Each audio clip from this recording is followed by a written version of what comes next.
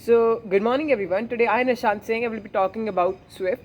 So, let me clear that this Swift isn't the Swift Desire that we see on roads, but Swift it is a software that was started by 239 banks, and these were from mainly 11 countries. Whereas right now, Swift it is having 11,000 banks and 239 countries present in it.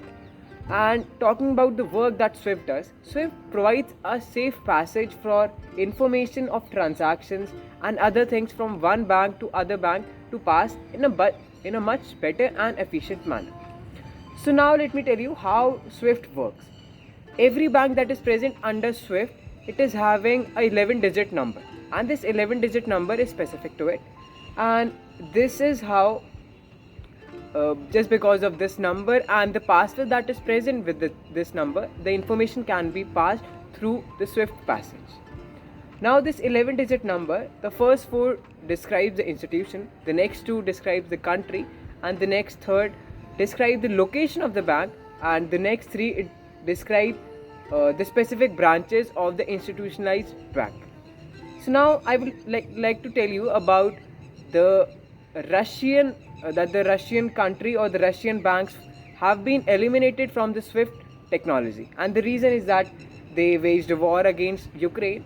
So all the European Union nations, to be specific G10 countries, they wanted to suppress the Russian invasion, and they also wanted to hit the Russian economy in every way possible. So they eliminated most of the banks that were present in Swift, so that the Russian economy can be hit hard.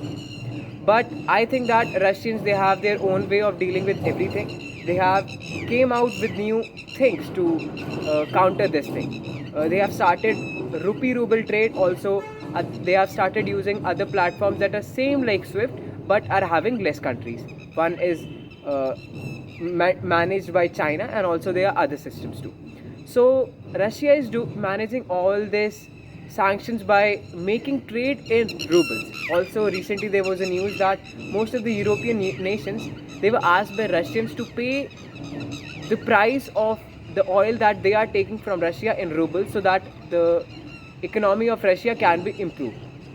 Now in the end, I would like to tell you that Swift it is a good technology, but I think that all the banks that are present all around the world must not be completely dependent on Swift technology for their information to be passed. I think that there must be 2 to 3 more software just like this that we can use if Swift is not working in a good condition, because it is going to make a monopoly for Swift, and I think that monopoly is not good in any case.